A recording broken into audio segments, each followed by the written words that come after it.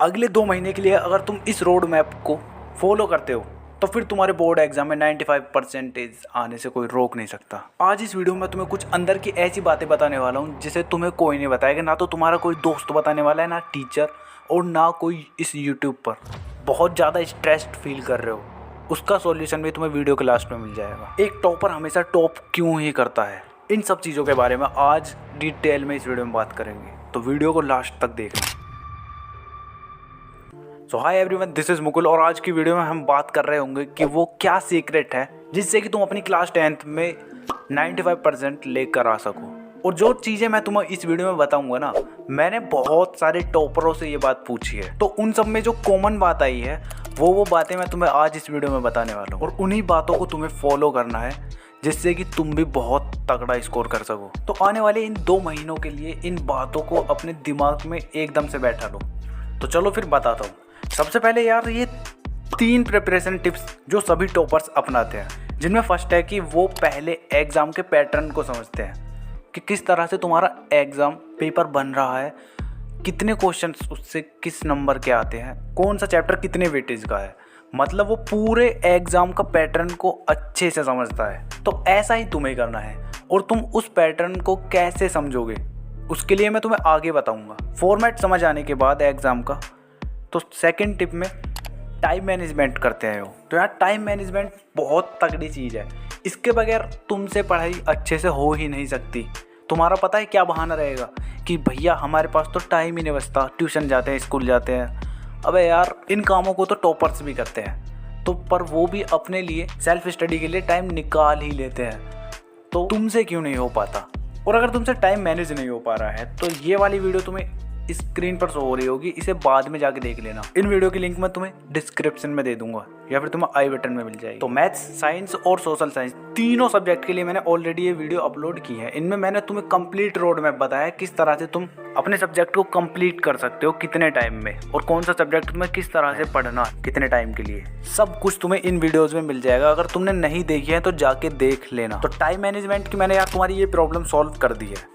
इसके बाद third tip है मेंटेन कंसिस्टेंसी। तो यार, हम में से जो मेजॉरिटी बच्चे होते हैं वो पता है क्या करते हैं, एक दिन तो इतना पढ़ेंगे, 4 घंटे 5 घंटे लगातार पढ़ते रहेंगे। अगले दिन क्या करेंगे? अगले दिन बिल्कुल भी नहीं पढ़ेंगे। पर एक टॉपर ऐसा कभी भी नहीं करता। उसने अगर अपने दिन का 4 घंटे का वो बना रखा है ना टाइम टेबल, तो वो उसे ही फॉलो करेगा, डेली उस पर काम करता रहेगा। और इससे होता क्या है कि अगर तुम कंसिस्टेंसी से रेगुलर स्टडी करते रहोगे ना, तो तुम्हारे पास इन्फॉर्मेशन रिटेन होती रहेगी, तुम्हारा माइंड अच्छे से काम करेगा स्टडी के लिए।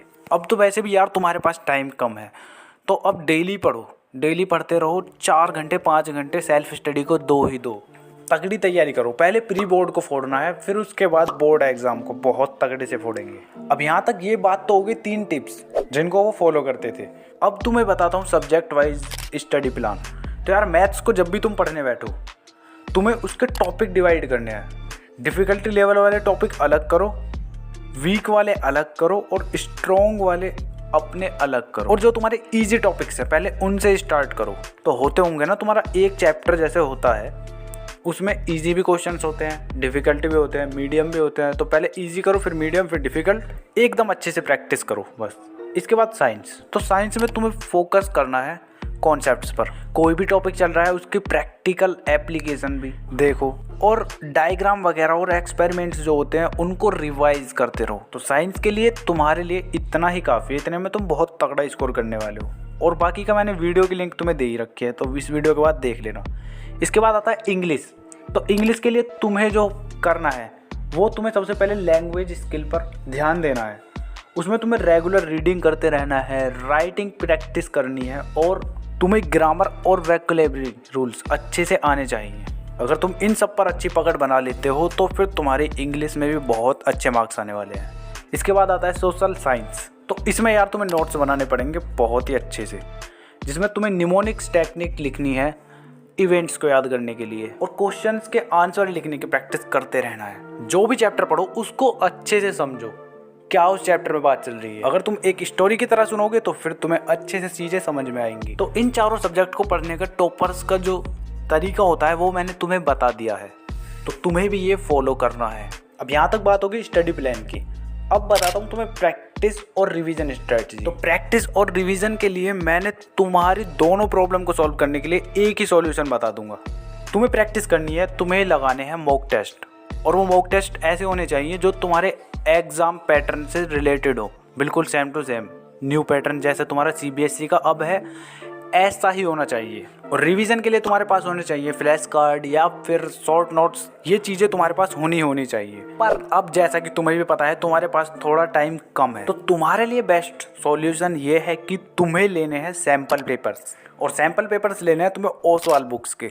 तो ओसवाल बुक्स के सैम्पल पेपर ही क्यों मैं तुम्हें रिकमेंड कर रहा हूँ, बिकॉज यार इसमें तुम्हें तुम्हारी रिवीजन वाली प्रॉब्लम भी सॉल्व हो रही है, क्योंकि इसमें तुम्हें मिलने वाले हैं माइंड मैप नोट्स और साथ ही में तुम्हें ऑन टिप्स नोट्स, जिसमें तुम्हें ज़्यादा कुछ करने की ज़रूरत नहीं पड़ने की। ये नोट्स तुम्हारे लिए बहुत ही अच्छी प्रिपरेशन कराने वाले हैं। और जो इस सैम्पल पेपर के एग्ज़ाम का पैटर्न है वो सेम टू सेम जो इस ईयर बोर्ड एग्ज़ाम में आने वाला है वो तुम्हें इसमें मिलने वाला है। तो यार इसमें तुम्हें सैम्पल क्वेश्चन पेपर मिलेंगे और उनके सॉल्यूशन भी, और साथ ही में तुम्हें सेल्फ असेसमेंट पेपर्स और उनके आंसर भी।